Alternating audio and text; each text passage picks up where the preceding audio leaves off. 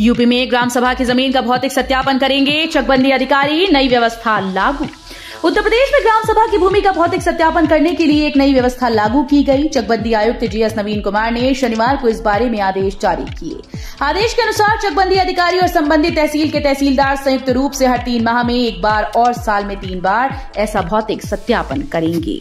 अभी भी voter list से नाम जुड़वाने का मिलेगा मौका, करना होगा ये काम। लोकसभा चुनाव की आदर्श आचार संहिता लागू होने के साथ ही अब वोटर लिस्ट से किसी भी वोटर का नाम नहीं काटा जाएगा।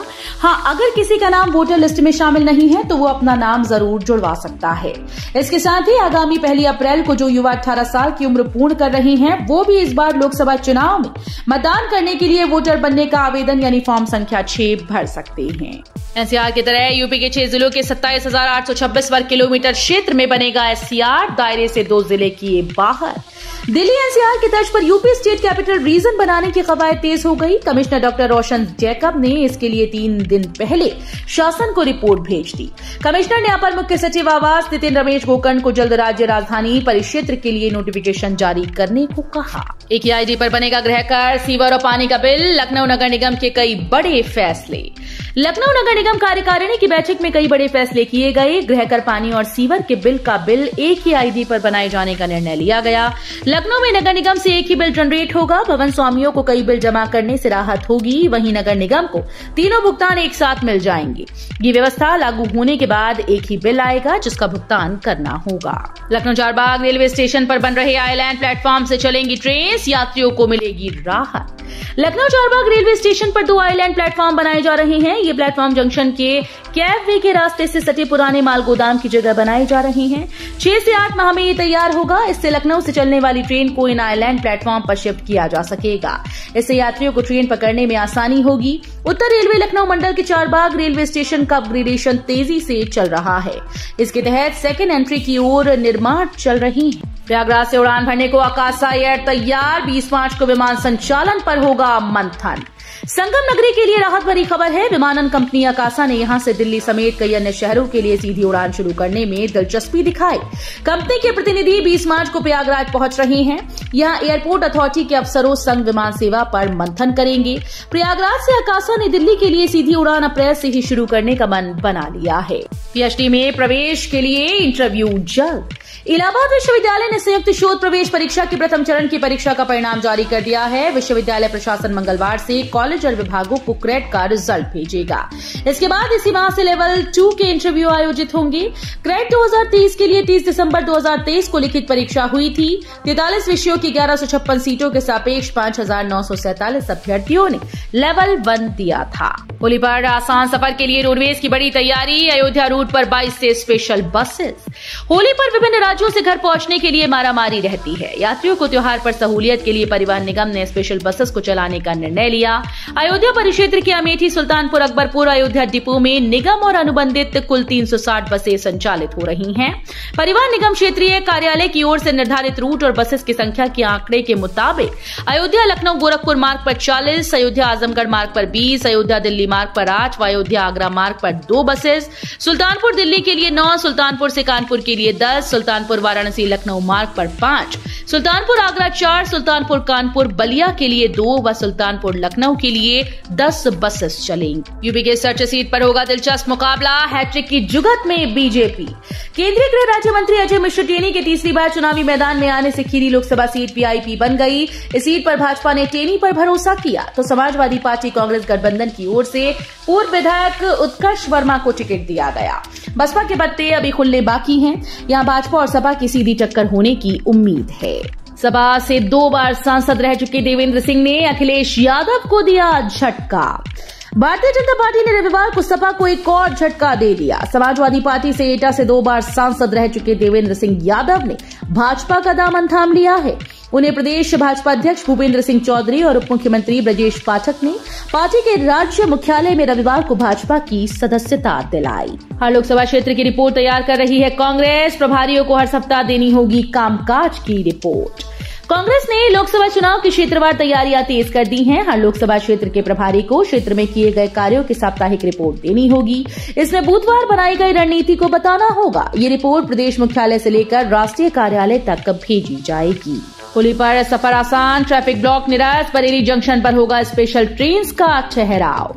होली के मद्देनजर 20 मार्च से 2 अप्रैल तक अप डाउन 28 अतिरिक्त होली स्पेशल ट्रेन भी बरेली जंक्शन पर ठहराव लेंगी। होली से पहले 20 से 24 अप्रैल के बीच मुरादाबाद बरेली रेलखंड के टोडरपुर स्टेशन पर उच्चीकरण कार्यों के लिए लिया जाने वाला ट्रैफिक ब्लॉक रेलवे ने रद्द कर दिया है। गुरु जम्भेश्वर विश्वविद्यालय कहलाएगी मुरादाबाद यूनिवर्सिटी। जिले में है 493 साल पुराना मंदिर। मुरादाबाद में बनने वाले विश्वविद्यालय का नामकरण गुरु जम्भेश्वर के नाम पर होगा। ये बात मुख्यमंत्री योगी आदित्यनाथ ने कही।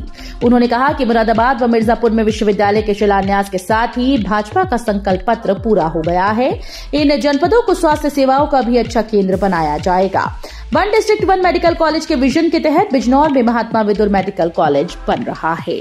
अगले 1 दिनों में तापमान में होगी वृद्धि। पश्चिमी यूपी में 19 और 20 को बूंदाबांदी के आसार।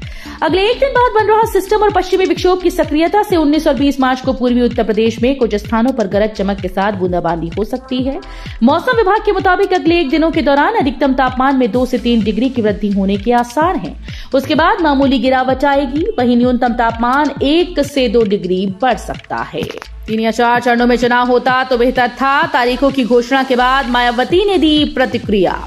यूपी में पूरे देश में 7 चरण में चुनाव संपन्न कराए जाएंगे। अब इसे लेकर बहुजन समाज पार्टी की प्रमुख मायावती ने निर्वाचन आयोग पर सवाल खड़े किए। सोशल मीडिया प्लेटफॉर्म एक्स पर पोस्ट करते हुए लिखा कि लोकसभा चुनाव अगर 3 या 4 चरण में करवाए जाते तो बेहतर होता, जिससे देश के संसाधनों और समय की बचत होती। केंद्रीय चुनाव आयोग के द्वारा लोकसभा चुनाव कार्यक्रम की घोषणा के बाद जारी बयान में मायावती ने आयोग की घोषणा का स्वागत किया। एल्विश यादव गिरफ्तार। नोएडा पुलिस का रेप पार्टी मामले में एक्शन। सांपों के जहर मामले में गिरफ्तार किए गए यूट्यूबर एल्विश यादव को कोर्ट ने 14 दिनों के लिए न्यायिक हिरासत में भेज दिया है। पुलिस ने एल्विश यादव को रविवार को ही गिरफ्तार किया था और उसके बाद कोर्ट के सामने पेश किया। पुलिस ने बताया कि एल्विश पर एनडीपीएस एक्ट भी लगाया गया। इसे विस्तार में narcotics, drugs and psychotropic substance act 1985 कहते हैं। इसके तहत 10 से 20 साल तक की सजा हो सकती है। केदारनाथ, गंगोत्री, चारों धामों के दर्शन होंगे महंगे, इतना फीसद बढ़ेगा किराया। उत्तराखंड 4 धाम यात्रा की तैयारियां शुरू हो गई हैं। गंगोत्री, यमुनोत्री, केदारनाथ समेत चारों धामों के कपाट खुलने की तारीख का ऐलान हो गया। लेकिन इस बार 4 धाम यात्रा पर आने वाले तीर्थयात्रियों को अपनी जेब से अतिरिक्त रुपए चुकाने होंगे।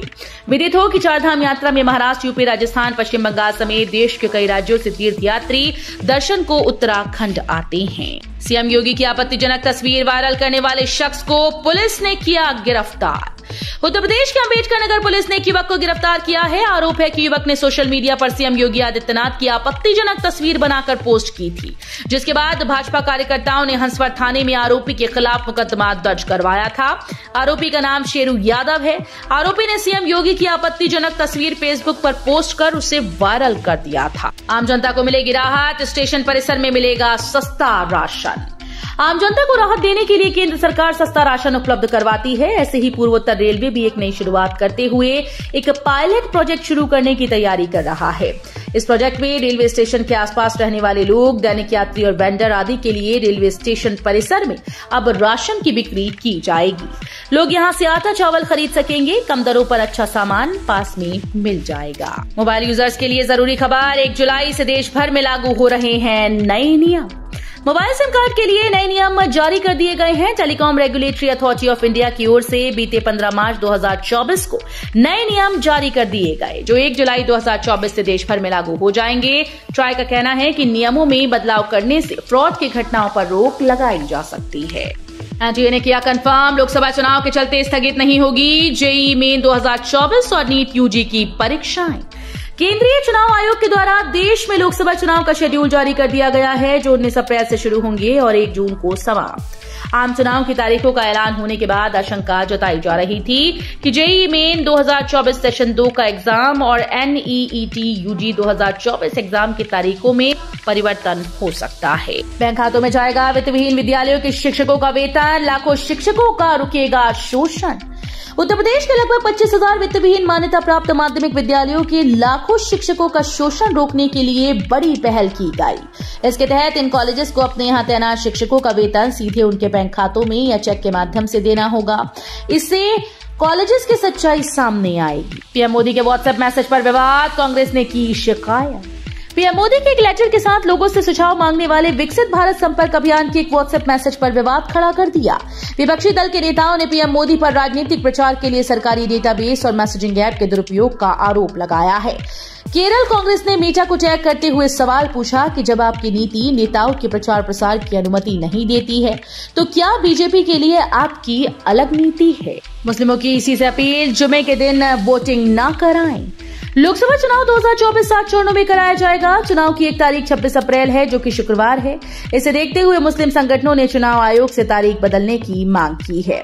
इंडियन यूनियन मुस्लिम लीग और केरल के एक मुस्लिम संगठन ने मुस्लिम समुदाय के लिए जुम्मे के महत्व का हवाला देते हुए 26 अप्रैल को होने वाले लोकसभा चुनाव को स्थगित करने की अपील की है। Senior citizen day care centre की मिली सौगात, सोमवार से मिलेगी निःशुल्क सुविधा। कानपुर में सांसद देवेंद्र सिंह भूले, विधायक नीलिमा कटियार, नगर आयुक्त शिव शरणगप्पा जीएन ने मोती झील मेट्रो स्टेशन के पीछे तुलसी उपवन में नवनिर्मित सीनियर डे केयर सेंटर का लोकार्पण किया। इस दौरान सांसद और विधायक ने इस सेंटर में वरिष्ठ नागरिकों के साथ कैरम, शतरंज, लूडो खेलकर उनका हौसला बढ़ाया।